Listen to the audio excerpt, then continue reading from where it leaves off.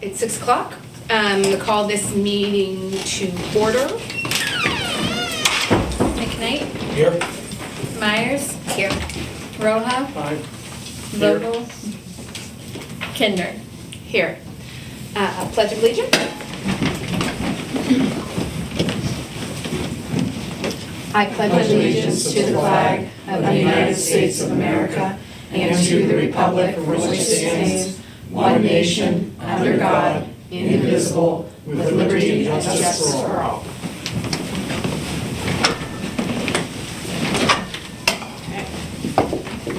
None. There's no public comment on agenda items, so notice of executive session meetings. Executive sessions were held on March 15th and March 22nd, 2023 to discuss personnel. Okay. Approval of minutes, March 8th, 2023, special meeting minutes. So moved. Second. Discussion? Roll call? McKnight, Aye. Myers, Aye. Roja, Aye. Kinder. Aye. Approval of minutes, March 15th, 2023. Motion. Second. Discussion? Roll call? McKnight, Aye. Myers, Aye. Roja, Aye. Kinder. Aye. Communications? No. Managers report?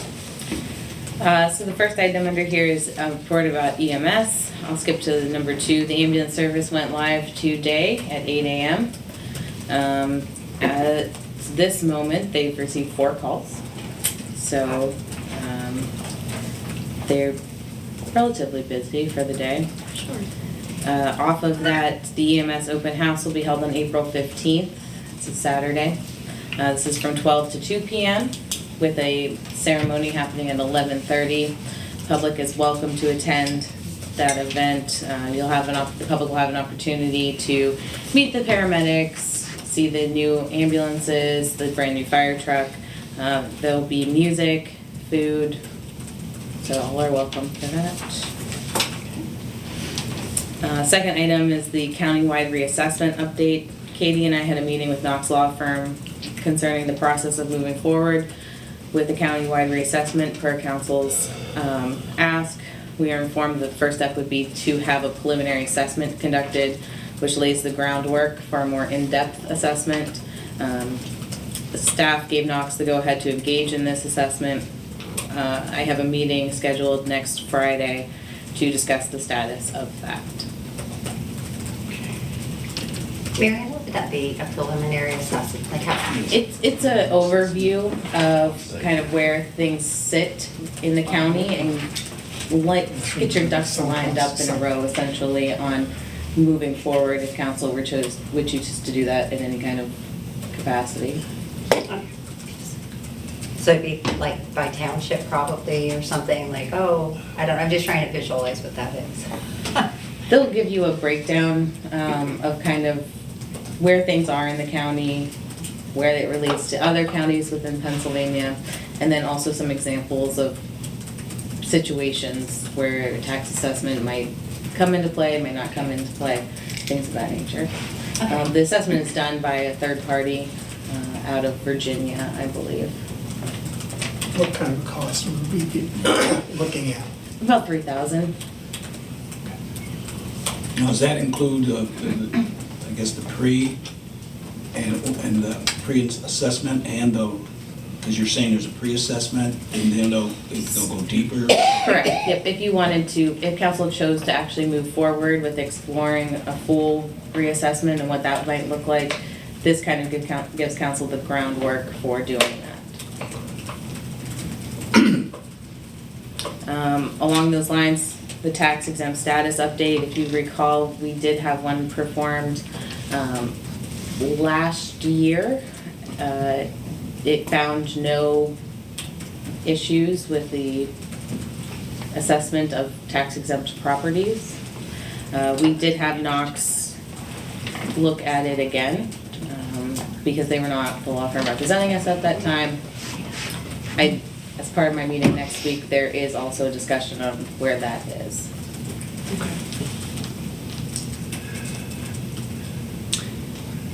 Just real quick, to clarify that, because it just sounds like we just wanted to do it twice, that there wasn't much done, right? Like, it was just like the report was just like literally, It didn't dive in as far as it could have. Okay. From what we understand at the staff level, it was just a very preliminary overview. I see. There was no actual investigative measures taken to ensure tax exempt properties were actually tax exempt, falling into the categories. Okay. So that's why we asked for a review by Knox to do that. Yeah. Thanks, Mary. RDA update. This update pertains to the Jones Plumbing Building, Humphreys Dry Cleaner Building, and the Park Avenue Cinema. Moody and Associates will begin a phase 1 and phase 2 assessment on the Jones and Humphreys properties. I believe they're working on it this week or next. In 2013, a phase 1 environmental assessment was done by the Redevelopment Authority on the Humphreys property. It identified at least 8 different concerns. So we're just reevaluating those concerns. Environmental assessments are usually only valid for up to a year. So obviously since 2013, those need to be conducted again. The grant from the Commonwealth Financing Authority helped to fund the environmental assessments. In other words, no city tax dollars Correct. are being used. Thank you. So, do we own those properties? The Redevelopment Authority owns those properties, Both of them? correct? I just wasn't, because I keep seeing stuff on my Craigslist that's like selling the Humphreys building or stuff out of it. So that's why I'm asking, because I mean, when you see things like that, right? Like, I just wasn't sure. The Redevelopment Authority took action in an eminent domain action on the Humphreys property. So we do have control of the property. I see, okay. Got it. Marion, there's another property in the neighborhood of Humphreys and Jones Plumbing that I think, where do we stand with that? Have we acquired ownership, and it's redevelopment acquired ownership?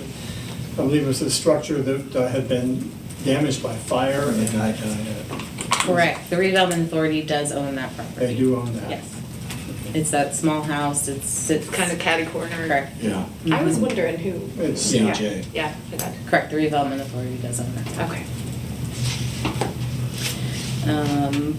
The cinema RDA has given the go-ahead for demolition of the Park Avenue Cinema.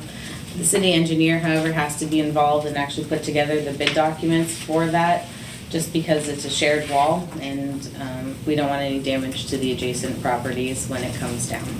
So we are still working on that process, but it is underway.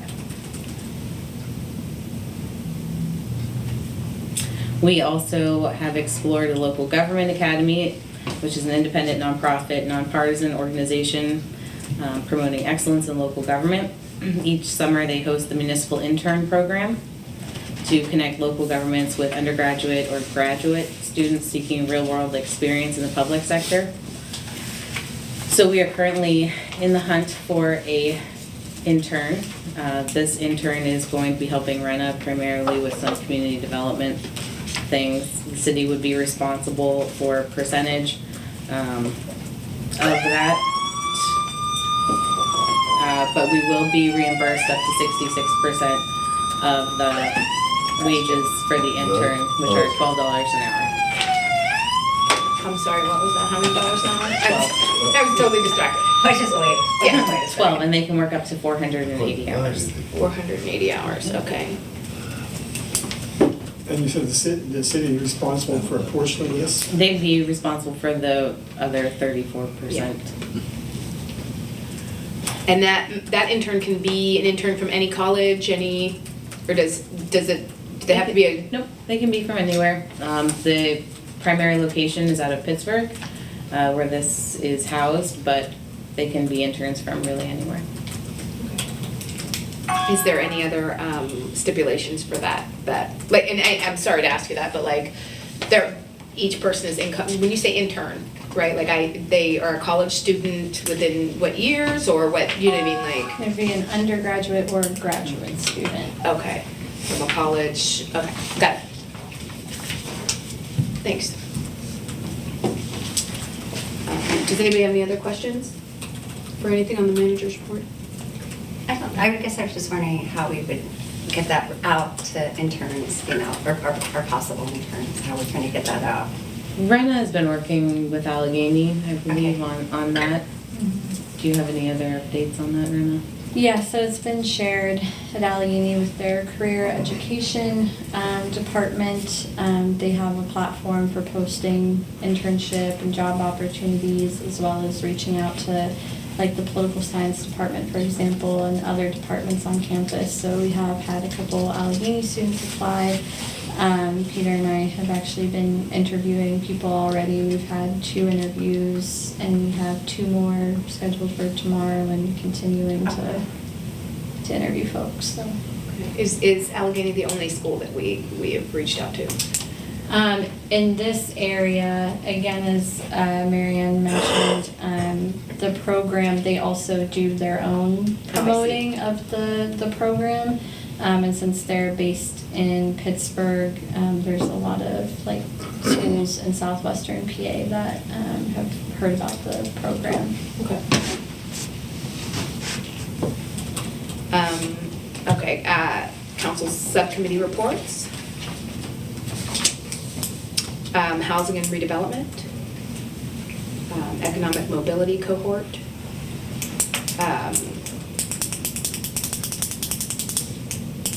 We haven't discussed that. What is it? So this is the ICMA, it's the Yeah. Economic Mobility and Opportunity Cohort. Sure. So it's an opportunity for ICMA members to receive training, technical assistance, and funding to inform policies and affect conditions that promote overall well-being and upward mobility to residents. So given council's priority for weatherization, we thought that we would apply for this, and I can let Katie actually talk a little bit more about, she's taken the lead on the cohort. So we applied for the cohort. We were one of 10 municipalities selected, only one in Pennsylvania, and actually the only one in northeastern United States. We have our first kickoff meeting on Friday. The program runs through the end of September. It'll be myself and Rena working from a staff perspective. As part of it, the city gets a $30,000 grant. There's no match requirement or dollars spent by the city on that. They also cover the cost of a couple training trips that are part of the cohort. So no expense on the city side whatsoever. The $30,000 can also be used for administration of the grant. So we'll be able to recoup some costs there. As Marianne said, we're looking at formulating a outreach and education program around weatherization to help residents, property owners, tenants get connected with weatherization resources and learn about the benefits of weatherization, and work with other regional and community stakeholders as well. You know that the EAC, they have a subcommittee for weatherization and. Their subcommittee will be meeting next week, and I will be in attendance there to talk to them about the cohort as well. Fantastic. Thanks, Katie. So when you say cohort, those are people, like you're meeting with residents? Yeah, so it'll be the 10 communities, all meeting together. We'll have monthly training to learn about resources, capacity building, the barriers to economic mobility, how to overcome those barriers or help overcome those barriers for residents. So it's just you and Rena? Is there any, in Meadville, is there other Yeah. people or just you two that are? At the moment, it's just us two. And you will bring on more people? Yep. So we're the ones that'll be attending the trainings and stuff, but we can bring in as many community partners on the work that we're doing here Okay. as necessary. What does ICMA stand for? I anticipated that. International City and County Management Association. Okay, yeah.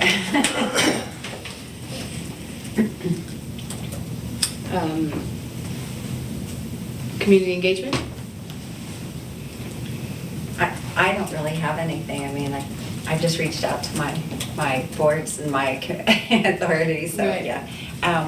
Well, you know, I'm sure that Autumn, if she weren't here, would be saying, we've got this great open house, you know, with our EMS on Saturday, April 15th, but yeah, that's really like, Finance? Well, the Finance Committee met along with all the other subcommittees. What we are hoping to do is to have an opportunity for Gretchen and yours truly to reach out and maybe have a meeting with Brad Roy, and possibly involve Mary Ann and Tim, and stress the need for enabling legislation so that we don't have to keep going back and dipping at the same well, which is running dry. Gretchen, anything else on finance? I think we just had that great meeting with Katie and Mary Ann and Jamie and Jim, and that was just great with John Brenner. And I feel hopeful about the time, like this, it seems like a real opportunity to make some change and chat with Brad, hopefully reach out to other cities, and Katie's gonna go speak at and to address this, yeah. No, but it was a great meeting. Infrastructure. No new updates since the last subcommittee meeting. Okay. Old business, discussion, zoning, ordinance revisions. So like we did at the last council meeting, Peter is here to present 5 more options for proposed revisions for council's consideration. So I will turn it over to Peter to discuss that. Thank you. Each of these 5 revisions are outstanding decisions that either came from council members in their reports on the zoning ordinance back in February and early March, or presented to and through council members for our consideration. Like last time, we'll just take them one by one and ask for your consensus on the proposal. The first one being to allow funeral homes as a use in M1 districts. We have a note here that there are 4 funeral homes in town, of which in the proposed ordinance, only 1 would be lying in a district as permitted, and the other 3 would be non-conforming, which means it's just ex post facto. They're there already, they exist, they can continue to exist, but no new funeral homes would be allowed in the zoning ordinance. After a quick review of the current zoning ordinance that's already on our books, this is the proposed zoning ordinance and the current zoning ordinance match, even under our current zoning ordinance. This is the case with those 4 funeral homes.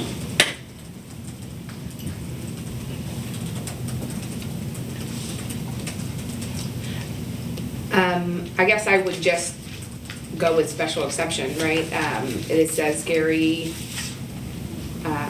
in Gary's opinion, he thinks it should be allowed as special exception. I mean, that would be, I agree, right? Like, I'm not sure how everybody else feels. It depends on the area. I think it's more, I was the one that raised the objection originally. Under the proposed zoning ordinance, we can grow corn literally anywhere in the city. Sure. But a funeral home, which already exists, cannot expand parking, which improves the character of the neighborhood because it eliminates overcrowding. And I've never seen a funeral home that was not a credit to its neighborhood. They do add to the tax base and they employ people. So if you don't have it as a permitted use, they have to go through a process each and every time they want to make a change to their footprint. I'd say, why is this necessary? And going forward, would that be a disincentive for future investment, either by those owners or by new owners? So I would like to, I'd like to have them as a permitted use, not just a use by special exception.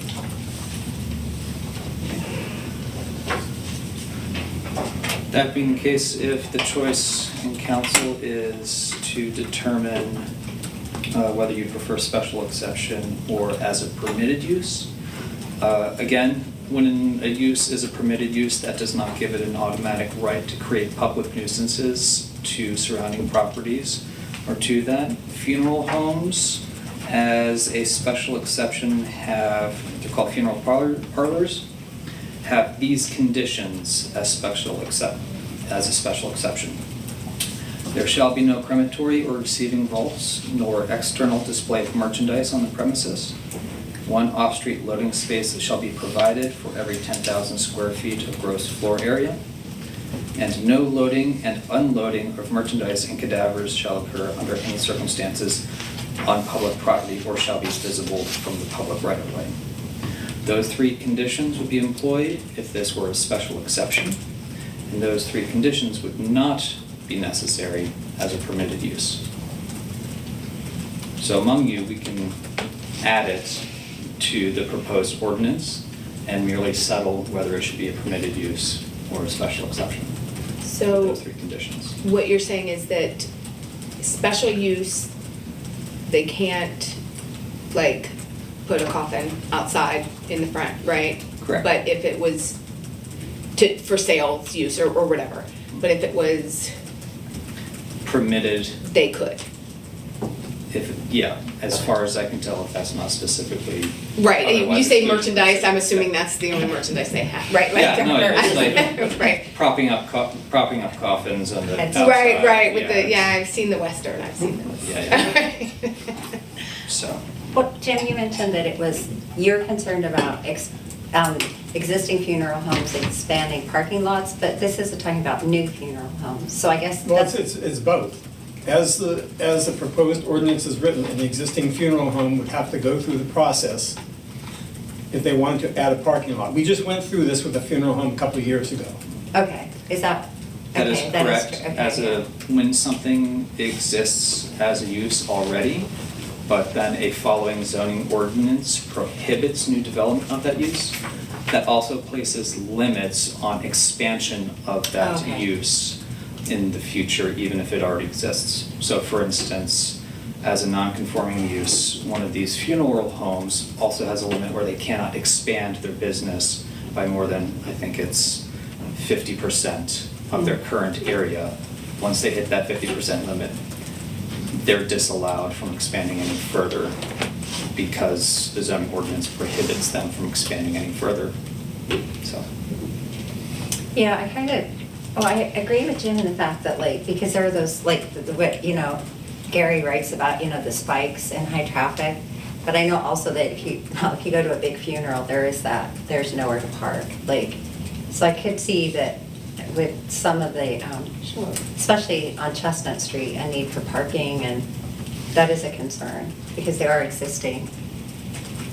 Yeah. Where would they expand?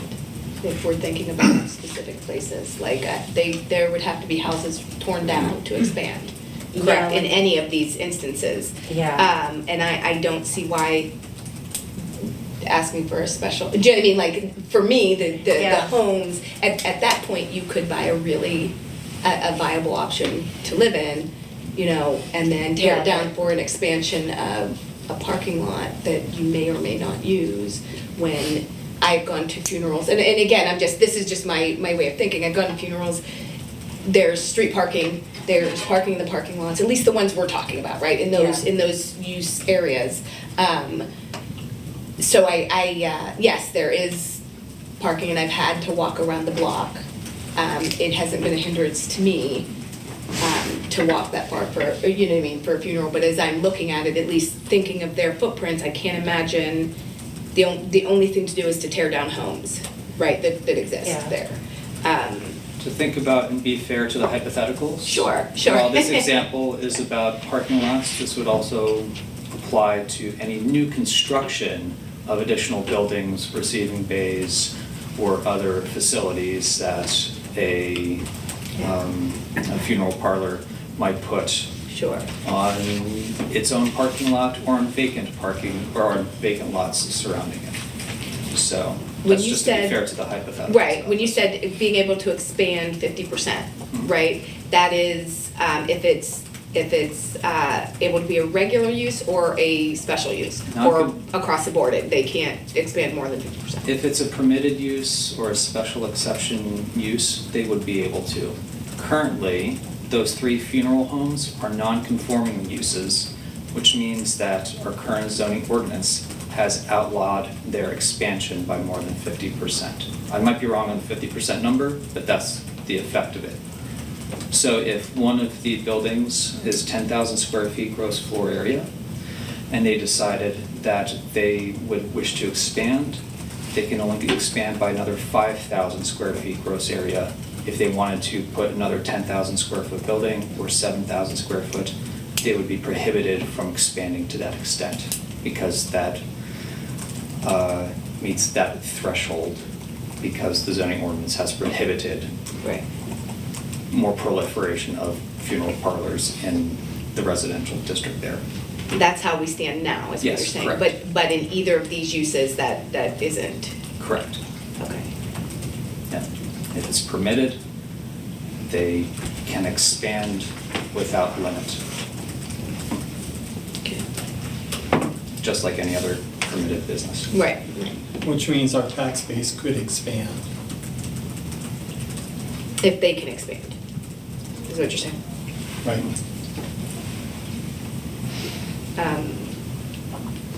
Again, I mean, I think you guys go ahead and say what your consensus is, because I really do think there's not a big deal to ask for a special exception and have somebody review that, right? Each time a new funeral home wants to come into an MU residential neighborhood, you know what I mean, that type of thing, so that's. Well, I don't, our funeral homes they are for-profit businesses, most of them, right, the ones in town, I Right, think. they I pay was tax. just. They pay tax. Not to go for like the money, but I was like, hey, wait, are they? Yeah. Yeah, okay. I just know, I think sometimes if it's associated with the church or something. Oh, yeah, no, that's just a funeral. Yeah.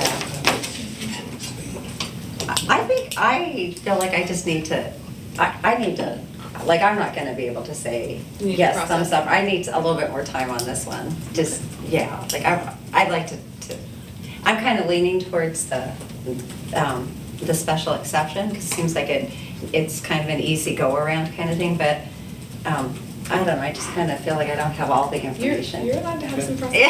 Yeah. Well, because this is not a vote right here, and it's just Right. for Yeah, right, information yeah. and gathering your consensus for the drafting, we can put a pin in that, and if you have further things that you individually Yeah. want to clarify about, Yeah. we can address that individually. That would be and come good. back. Yeah, thanks, Peter. Sure.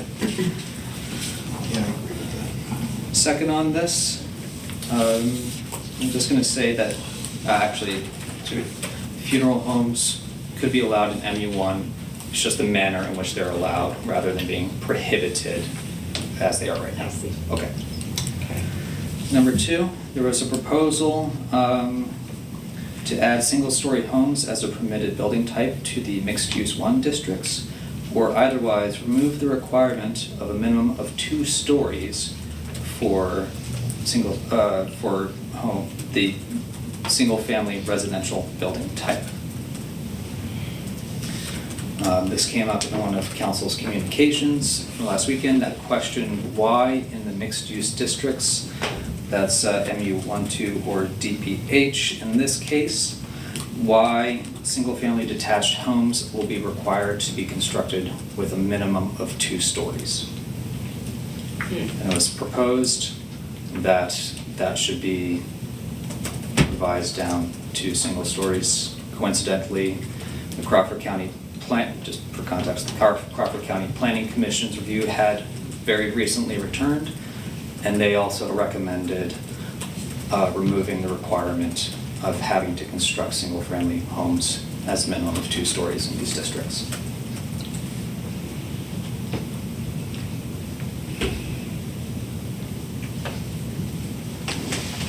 Well, yeah, I think it's great. Yeah.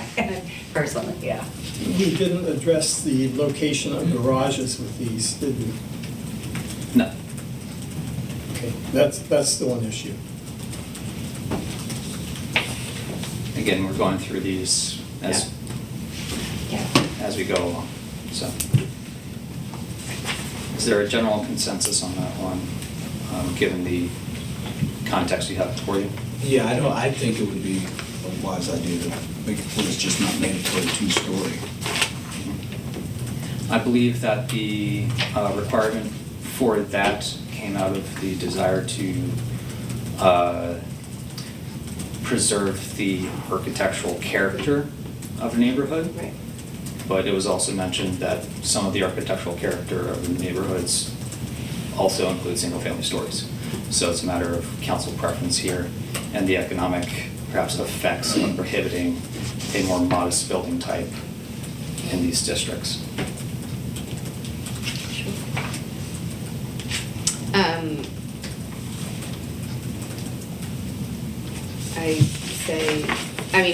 My opinion is to go ahead and permit it. But again, if we're just going by consensus, I'm just stating a bunch of I know, right. opinions here. So, yeah. I'm assuming that's what we're kind of saying. We kind of go with you there. Okay? This should be a permitted use. Yeah. Yeah. Peter, will you be addressing the issue of garage placement? Yes, we can. Okay. Will that be tonight, or will it be a different? That'll be a different night. Okay. Did you send that to him, Jim? Yes. Okay. Yeah, for reference, that's the, if memory serves, that's part of the requirements that garages must be placed behind the houses where they're there, and sometimes I'll have to revisit, but there's a requirement for these types of houses where the garage must be either to the rear of the house and accessible by the front, or accessible by an alley. Yeah. And on some narrow lots, that might be prohibitive to require that placement. Sure. So we can revisit that next round. Number 3, there was a proposal to revise the proposed zoning map for the institutional campus district. In the diagram there for those properties on Prospect Street, West College Street, and on Park Avenue, where Allegheny College's existing parking lot is, and to include that into the campus institutional district. Right now, it's in the R1 district in our current ordinance, and it would be in the mixed-use 1 district in the proposed ordinance. So the parking lot wouldn't be part of the IC. It would be actually, The parking lot is the same example, right now, is the same example of a non-conforming use. okay. Where, because it's in the mixed-use or R1 district, there are prohibitions about the colleges being able to use it or expand it in the area where it already is. Part of that would be extinguished if it were included with the rest of Allegheny College's properties in the IC district.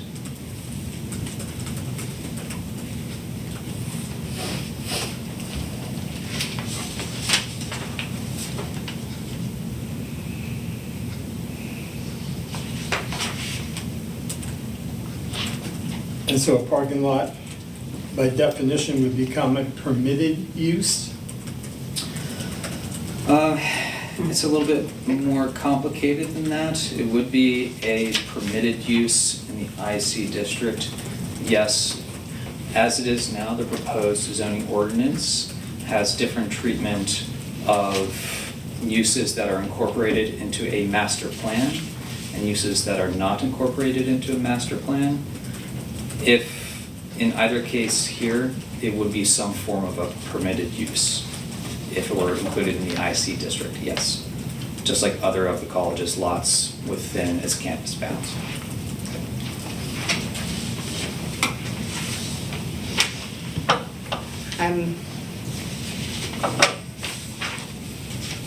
Yeah. I say yay. Peter, can I ask you, this is an off-the-wall question, but why are the 3 houses in black and the other ones are not? Oh, I'm sorry. So the map that you have before you Yeah. also includes some of my collecting of information about building types in this area. The different colors that you see for each of the buildings and the different outlines represent different types of uses of the buildings. So for instance, there's the educational dorm in brown, the gray are single-family homes, black are the ones that might be covered under the dormitory or boarding house ordinance or rooming house, darker gray are multifamily dwellings, so on. So that's irrelevant for this particular thing. It just happened to have been on the Right, map. that I your printed out. notes on your map, yeah.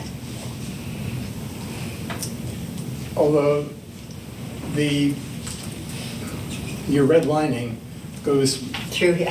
through the middle of a lot. Is that, One, that's clumsiness, and two, is because even those buildings that it is included, those are the ones that Allegheny owns that are contiguous with the parking lot there.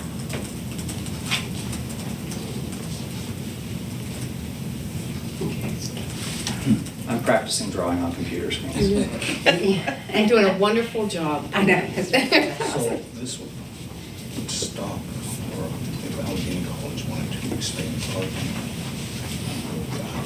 well, that's already parking lot. But if they wanted to expand, Well, that'd be a question for Peter. If they wanted to expand a parking lot, then that area is MU1, the other area outside is MU1, they have to go and get approval. Right.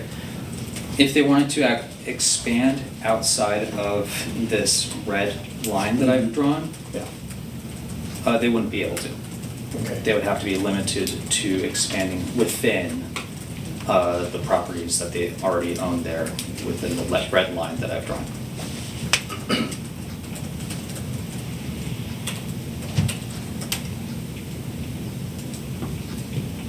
You guys have thoughts? I'm generally supportive, as long as we give private tax-paying businesses like funeral homes equal consideration on theirs. I don't want to treat one party differently than another.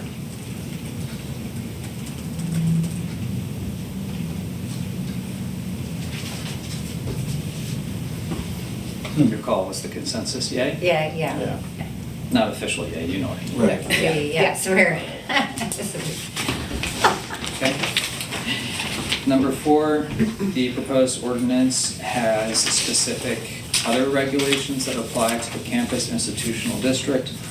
One of those is that there must be a buffer of 125 feet around the boundary of the campus institutional district. That buffer of 125 feet is waived if there's uses that's part of an approved master plan.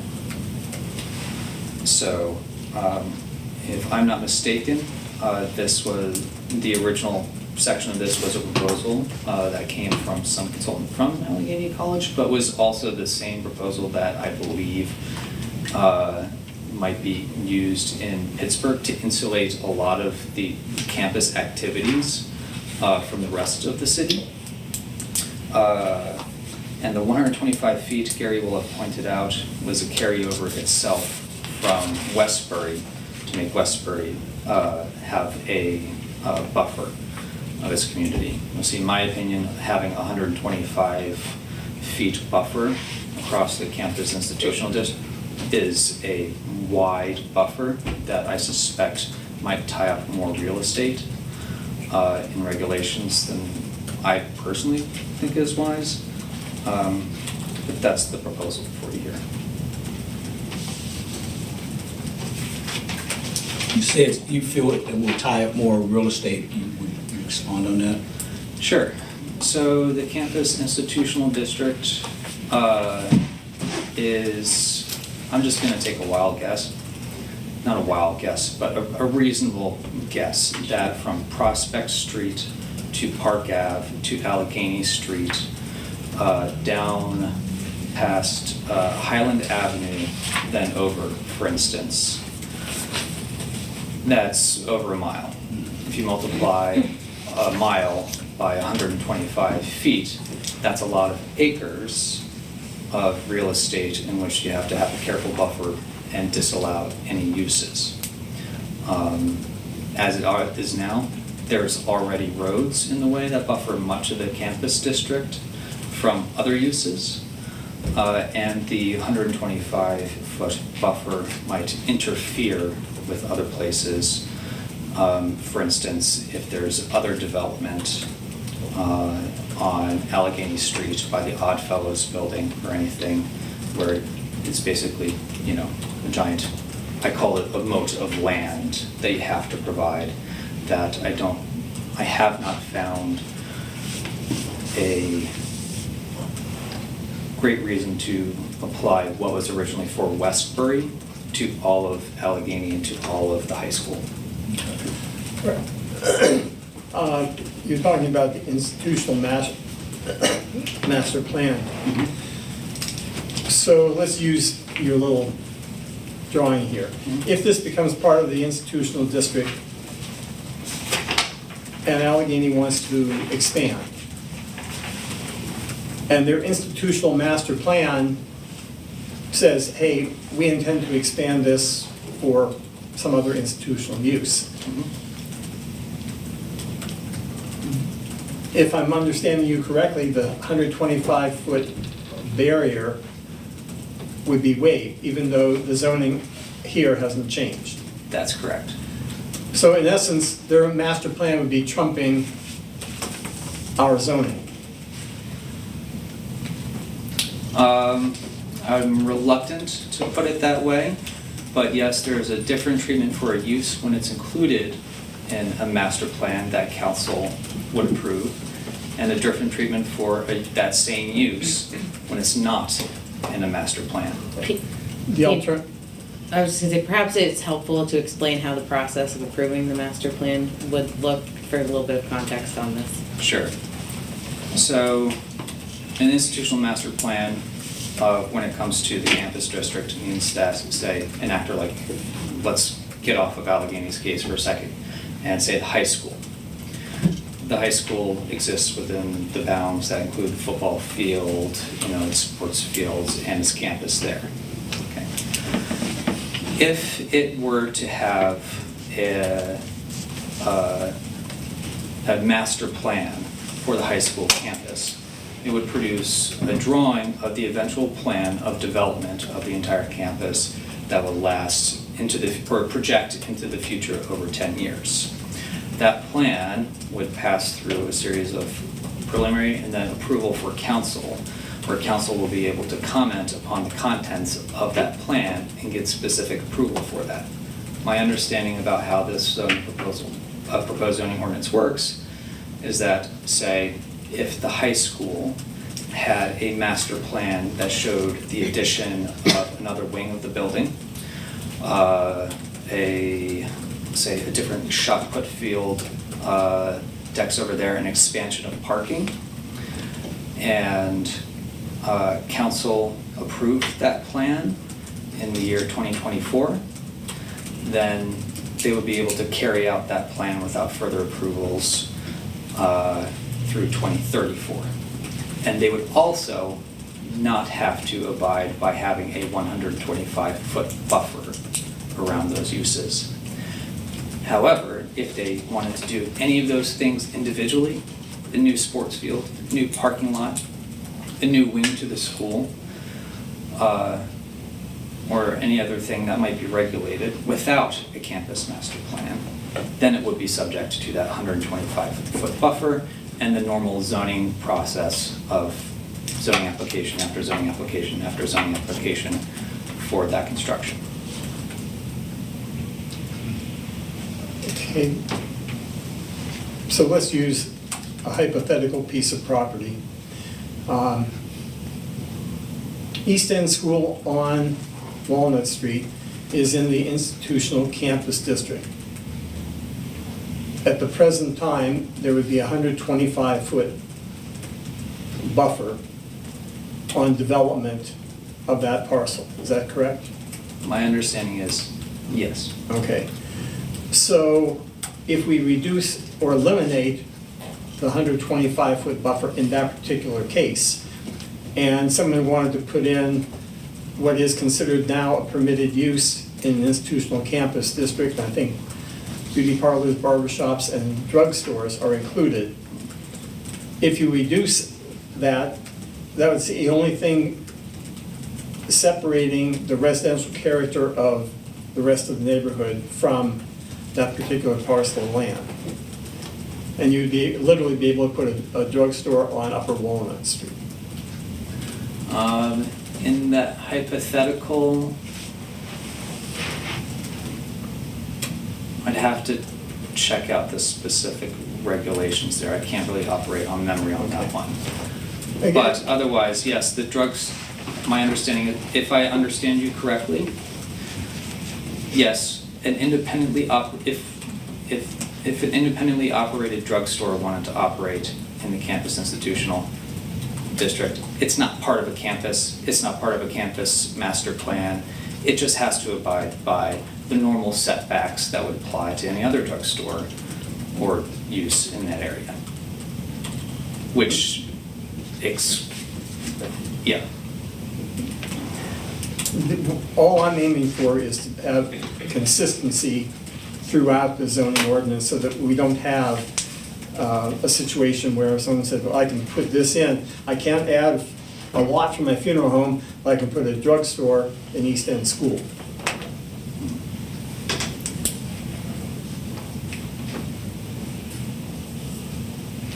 That's the consistency I'm looking Right, for. yeah, they're, in this instance, yes, it is inconsistent that a drugstore can have two different requirements for the same physical situation depending on the administrative process that it follows. So, the master plan for East End, if it's, in the beginning it said it wanted a drugstore in it, correct? We would have to approve it, right? And it could go in that time limit. But if we didn't approve it, I mean, I'm just trying to follow this. If we didn't approve it, it would have to come and get special approval. Right, I mean, in that, like, I feel like we should these- probably revisit this. Right, for the like, sake of I'm just time. like, I don't, Yeah, I don't, let's just put a pin in this one. Sure. Yeah, okay. Since this one's a bit confusing. I just here, think, you know, We'll revisit this Yeah. and your understanding Sure, individually later. I think- And Yeah. I'll point you to the relevant sections and see how I can help them. Thank you, Peter. The provisions square with your understanding of those provisions and how they might apply, okay? Yeah, to me, the idea of this huge buffer zone seemed outdated. It- And when I was reading this, I was wondering, actually, it made me wonder if there were other parts of the ordinances you're reading through that also seemed outdated. Because it does seem like that was for Westbury, not for, because Allegheny is right, I live right, it's right there. So I'm okay with saying, yeah, let's get rid of that restriction, I mean, if we're doing our consensus section. yeah, no, I'm that way Yeah. too. The hypotheticals all ran in together. Yeah. And Yeah. so Yeah. I was apologize. sad, I really, just, That's cool, yeah, that's cool. I was, yeah. Again, Yeah. hypotheticals. Yeah, I Right. don't like Anybody that. watching, we're not saying Yeah, we're any of not these saying- are plans. Yeah. We're just We're giving opening a big actual yeah. real world context and consequences to Yeah. what provision may or may not say. Okay, we'll By the revisit way, that. Jim said he doesn't like to complicate things, so I just want everybody to understand that that's what he said. Okay. All right, I'll revisit that one, I'll discuss that. Number 5, again with the campus institutional district. And Gretchen, to your point, much of these things are carried over directly from the 1994 ordinance that this proposed ordinance would replace. So for instance, many of the tables of permitted uses directly carried over from the 1994 ordinance with minor exceptions. This is another one of those things that's in our proposed ordinance, that's also in our current ordinance, but has come up amongst you to be revisited. Right. And that is to reduce the lot size requirement for single-family dwellings from 7,500 square feet minimum to 6,000 square feet minimum, and to reduce the required lot width accordingly. Thank you for your patience as we go through these. Yeah. My consensus on that is, yes, we've got some real small lots here, and anyway, yes, for my.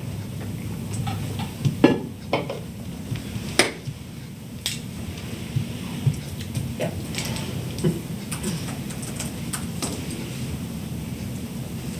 You're talking only about the single-family dwelling in the institutional campus district, reducing the size of it, but not in another MU1 or R1. In the proposed ordinance, unlike our current ordinance, in the MU1 district, or, well, the R1 district is separate, but in the MU1 district or the MU2 district, the proposed ordinance prefers, instead of a set standard of, say, 65 or 60 square feet or 6,000 or 75, it's the average of the existing lots on the block. So unlike the campus district, the MU1, MU2, MU3 rely on the relative size of existing lots already on the block. And that's why those other districts are not included in this proposal here. Can you help me understand that? Like, so if I bought the tiniest lot on the block, you know, and so what would be the implications? Like, would I be able to build a home on it? That would be fine. Again, this would apply to new subdivisions of Yeah. lots and new development of, like, new structures, new buildings on lots. So for instance, if you had in the MU1 district, let's say, there are 5 existing lots on the block, and somebody proposes to divide one of the larger lots into a smaller lot or something like that, the resulting lot would have to be the average of the existing lots, which mathematically doesn't work so neatly, but that's the idea, to average out and make sure that there is a uniformity of property placement on any one block. Gretchen, it goes back to the trying to preserve the character of the neighborhood by trying to ensure that the lots are of a similar size. I know that I made a face because I calculated like my mother's lot, the lot I grew up on, and it was like, I don't know, like less than 2,500 square feet. So do you know what I mean? And it was way smaller than other lots, but it really needed to be bigger, right? Like, so. Okay. Just because I'm speaking in the record here, I might as well confirm that, yes, mixed, MU1 limited mixed use district, lot dimension standards for a single family residential home, lot size requirement, the minimum average of lot sizes for existing detached single family homes on the block. And there are other things that people would have to abide by, right? Like setbacks and so, I mean, there is a minimum. That's correct. It is not, 6,000 is not a big, like you couldn't. Right, that's just the minimum. Right. It's not the prescription. Right. It's the base standard that Sure. you have to abide by. I'm okay with this. Yeah, I'm okay with it. Okay. I don't have a problem correcting the omission of the 2-family dwelling in the lot dimension tables. Oh, yeah, that too. Okay, thank you for your patience with that. Thank you. Thank you, Peter. Peter, Appreciate your consideration. Yeah. I just want to thank you. What struck me about reading through the notes there is it was great how you and Gary, your different perspectives. I appreciate that you have like new eyes and Gary has like this experience. So it felt like it really, like how you've gone around, like just even looking at the houses in the black on those little, that you've actually gone in and looked at stuff, so. Yeah. That's why I got multiple perspectives on the same thing. So. Yeah. Okay, thanks again, Peter. Motion travel request policy? So per council's ask at the last meeting, there is a policy that was written to reflect some of the discussion that was had. You will note that this also encompasses city staff as part of the travel request policy and outlines the city staff process as well. We thought we might as well just put it all into one while we're doing it. This has been reviewed by now.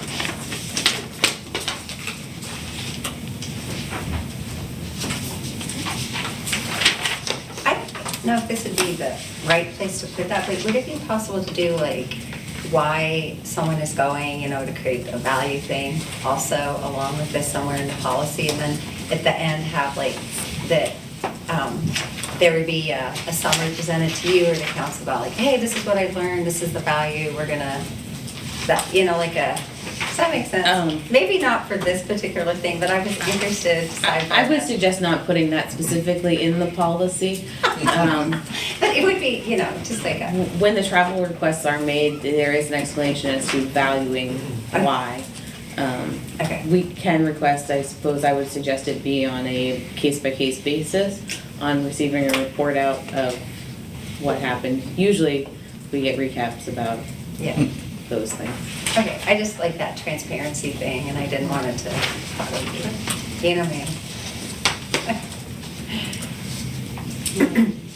Are you looking for a motion?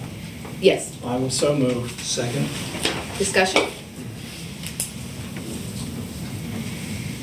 Roll call? McKnight, Aye.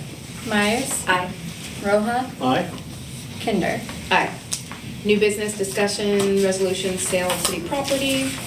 A resolution of the council of the city of Meadville authorizing sale of various items on municipal bid. Let's address this in quick. Resolved by the council of the city of Meadville that whereas the city of Meadville owns certain items of property listed on a master list attached hereto and made a part hereof by reference, and whereas the city no longer has need for said property and wishes to dispose of same via public auction, and whereas the value of said property is estimated to be in excess of $1,000, now therefore be it resolved that the city council approves the sale of said items at auction to the highest bidders, and the city clerk is directed to provide for said public auction. The auction will take place online via the municipal bid platform and will be advertised according to third-class city code.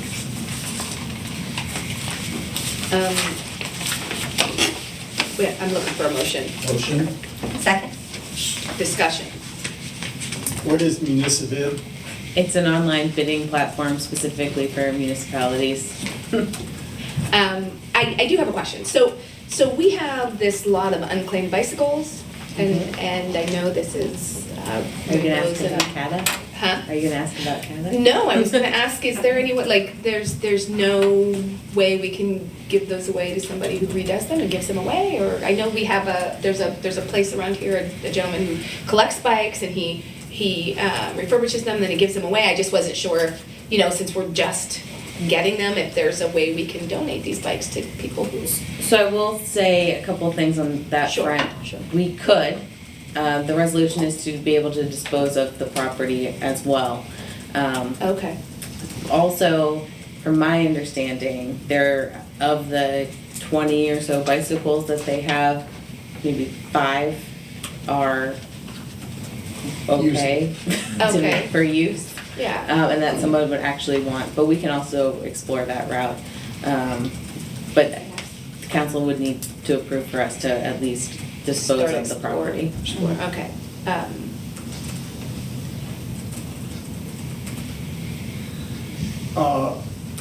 Is this a reserve bid auction? You can, I believe, put a reserve bid number on it. You don't have to, though. I mean, I understand some things don't have a lot of value. But I'd be worried about some others going far below market. So, for example, the Crown Victoria, That's $500. Right. we would, we could put in a reserve bid on that one. It'll just be a situational decision. I'm more concerned about the pumper. Um, 91, 5, okay. I mean, the only reason I say that is last time we sold an aerial truck for something like $13,000. The people who bought it turned around and sold it for 15, and it's now in South America where they purchased it for 30. So also the benefit of the municipal is that it doesn't have to go to the countywide auction, and you reach a larger audience when it's on municipal for the hypothetical higher price. Is this the first time we've used municipal? Yes. We also don't have the expense of paying for the auctioneer. Oh, wow. Who like takes pictures of stuff and then do you send it to them or you? Katie would take pictures and Katie. upload it on municipal. Sorry, Katie, sorry. Okay, yeah, I mean, I, How big's a cherry picker? I have 80-foot trees in my backyard. how big is it? Can we what? rent it out before you take it? Yeah, can we? I might bid on it. Right? You just tell us we can sell Yeah, it. Please do. No, Yeah, I It's don't open think for so. bid. No. The bricks aren't street bricks, are they? I mean, I Yeah. guess just, are they street bricks? Oh, gosh, we want to get rid of this one. Well, We no, that'd have- be a good idea to see how much we Pallet after actually get pallet. out of it. We Oh, have, we have an can sell all the excessive amount. we have a lot of bricks. Yeah. And they're actually only some that can be reused Okay. for street Because they're- purposes. So we're selling off the lots that we don't find to be usable for street. Oh, okay, so that's, okay, got it. Yes. Did we have a motion for this? Yeah. Okay. Does anybody have any other questions? Roll call? McKnight, Aye. Myers, Aye. Roha, Aye. Kinder. Aye. Discussion EAC memo? Included in your packet is the annual memo from the Environmental Advisory Council. It outlines a summary of their activities, when their meeting dates were.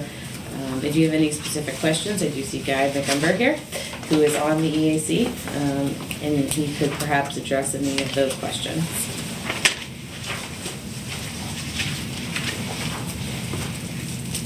Would this be a good time to ask about solar panels for the city garage? Sure. Guy,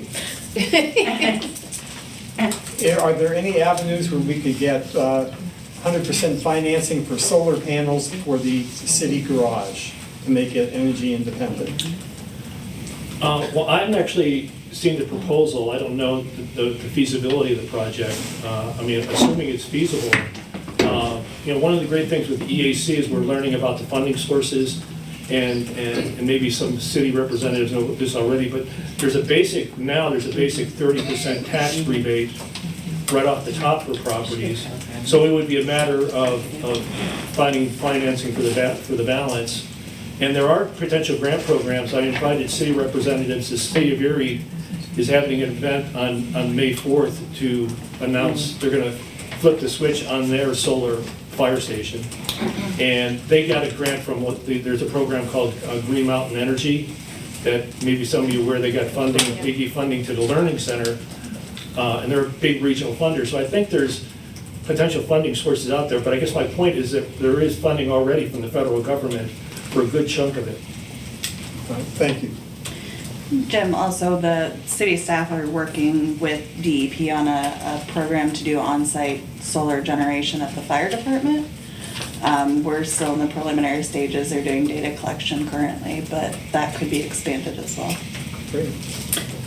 And I will just also note we are going to pursue the evaluation of the streets garage to see what the cost of replacement versus repair would be. So that's another just consideration before getting too far into the weeds on putting solar panels on the streets. On it, right? We want to get it able to hold solar panels. That's it. Does anybody have any other questions for Guy or?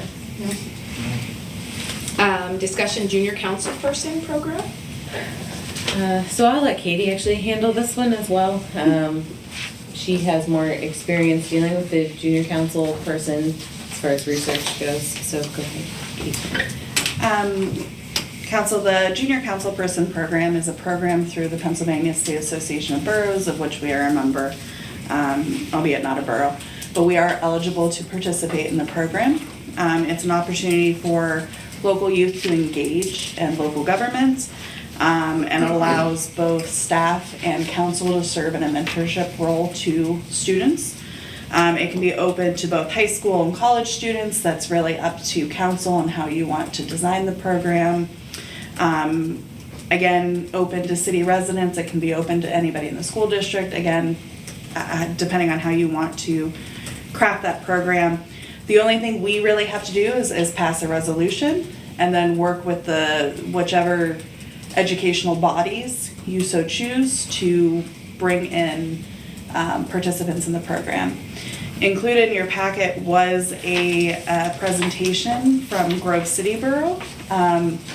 They have probably one of the outstanding junior council person programs, particularly in Western PA. The city of Titusville, Warren, and Franklin all have a similar program. In Grove City, they have 2 students. One is a junior, one is a senior, so that there's also that student mentorship opportunity as well. So really tonight, I think we're just looking for a consensus to move forward with crafting a potential program for council to approve. I'm in favor. What kind of time constraints will this place on administration and staff? Most of the time constraints will be just getting the program started. And then the idea is that we would work closely with counselors and career advisors on selecting the students to participate in the program. Once they are involved, they will essentially serve as a junior member of council. They don't have any voting rights and they aren't eligible to attend executive sessions, but they would sit in the meetings and could share insight and perspective as council permitted.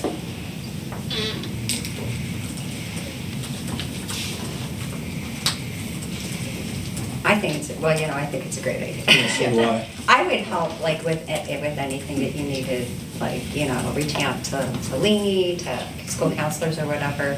I think it's a really beautiful idea. It would be great if we could figure out how to get them to then communicate that. I know it's not like Meadville area city school, so, if that was the one thing I thought it'd be cool if they would have a way to express what they're learning and share that, because I think it's amazing. And meeting the mayor from Grove City, I'm just really glad that you're pursuing that. And many of the students in this program will attend trainings with council members or with staff. They will, a lot of times, like the EMS open house, they might attend that and be a way to reach a younger audience. Yeah. So. I'm for it. How you feeling, Jen? Are you talking about the members of the junior council being residents of the city of Meadville?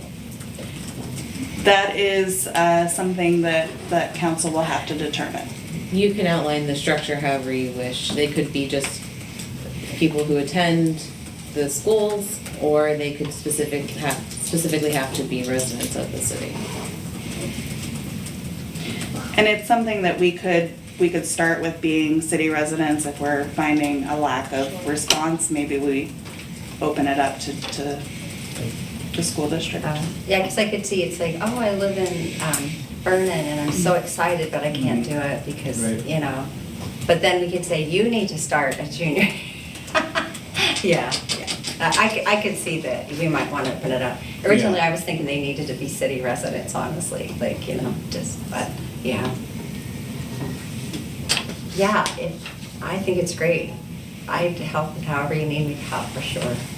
So I will work on putting together some guidelines for the program and a resolution for council to vote on at their next meeting. Can you also give us some kind of firm idea of resources that are going to be required? Yes. Thanks, Katie. Anybody have any other questions? No. Resolution authorized signatures, stormwater facilities easement agreement, City of Meadville, Brian Hunter and Elizabeth Clement. Resolution of the Council of the City of Meadville authorizing signatures on the stormwater facilities easement agreement between Brian Hunter, Elizabeth Clement, and the City of Meadville for 1134 Ridgemont Drive. Can I have a second? Second. Discussion? This is the city standard stormwater easement agreement. The city plans on removing an existing catch basin on the property and an undersized pipe that outfalls behind the house. It's causing a little bit of flooding in the homeowner's yard in addition to the adjacent homeowner's property. So it needs to be fixed. Cost to be borne by stormwater management. Correct.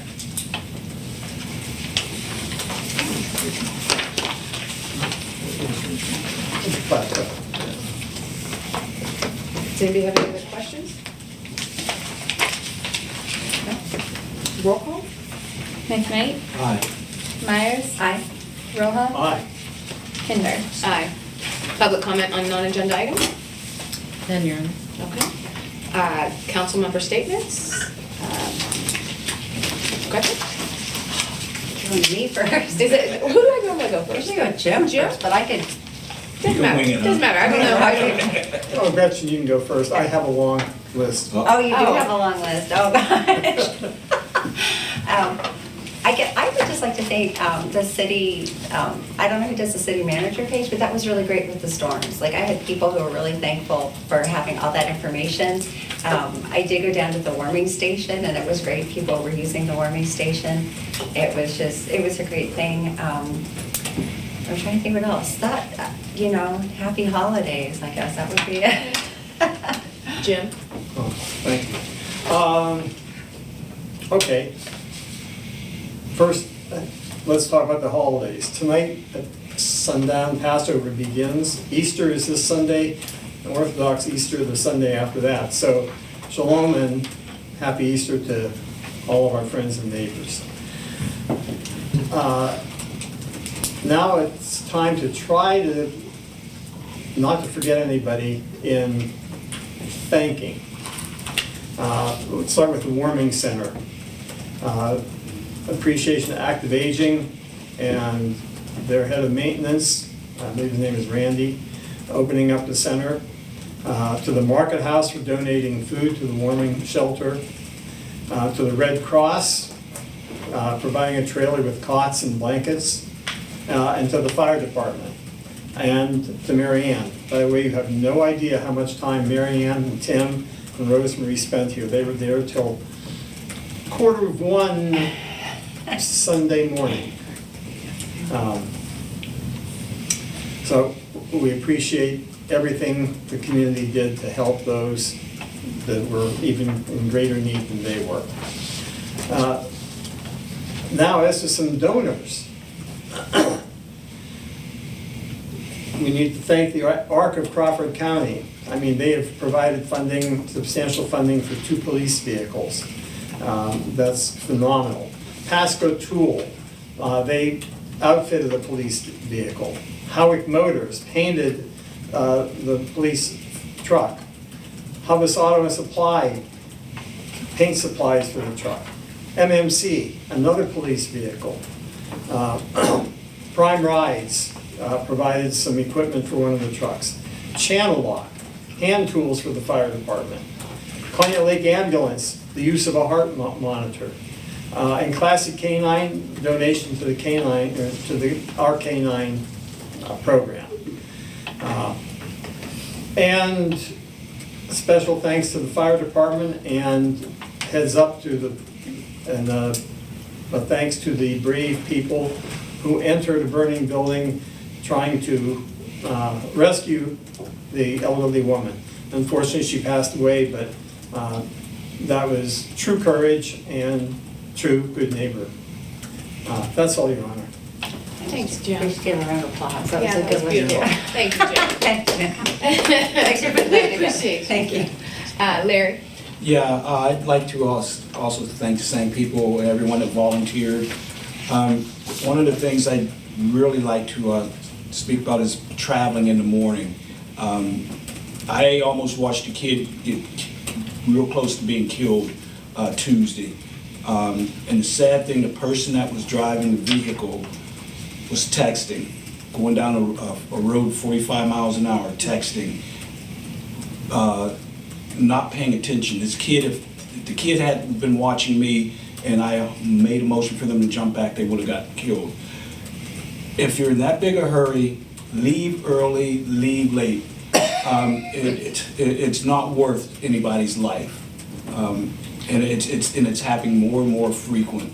I've reached out to the state police about it. I've reached out to Vernon, and I'm going to talk to our city police. Be more harder on these people when you see them. They've got to learn. You cannot text and drive. And plus, our kids are out there early in the morning, going to school. It's still not as light as it is in the spring and summer, and the roads are wet. We're dealing with different type weathers.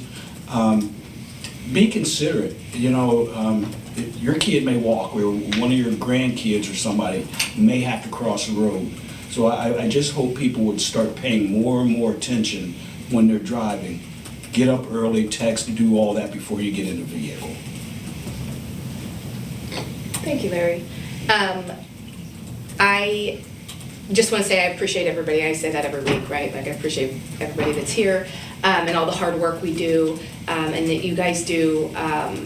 I appreciate Jim for your wonderful way of being very clear in who you thanked and giving recognition to people. I do want to point out that is it's too bad, but that we get to see how good a community is when we have issues, right? When there are things that happen. But we really see how wonderful Meadville can be, and all of the partners that we have and everybody that is putting in to make Meadville better, right? We are being led by example by the fire department, right? They truly are brave, and they are people who we are so fortunate to be in charge of our health and well-being, right? Especially in those times, because they have a resolve that a lot of us don't. But I want everybody to remember what happened, right? That there were storms and there were people out there checking on each other, worrying about each other, making sure that everyone was okay, giving people rides and making sure they were fed and making sure they were warm. And can we just imagine a Meadville that does that all the time instead of just when something bad is happening? And I believe we're headed that way, but I just want to appreciate our community, and I'm so grateful to be a part of what we're seeing now, right? And also by how many police officers or cars we're getting. I feel like we could Uber, right? Like we got that many cars now, and we appreciate it, and it's wonderful. But again, Meadville and the people who live here, I appreciate you, and I'm so happy that we came together and that we were able to just care about each other. Hopefully we can keep that moving and do that when the sun is shining, not just when it's dark out. So with that, I am going to ask for a motion to adjourn. So move. Second. Discussion? Roll call. McKnight, Aye. Myers, Aye. Rojas, Aye. Kinder. Aye.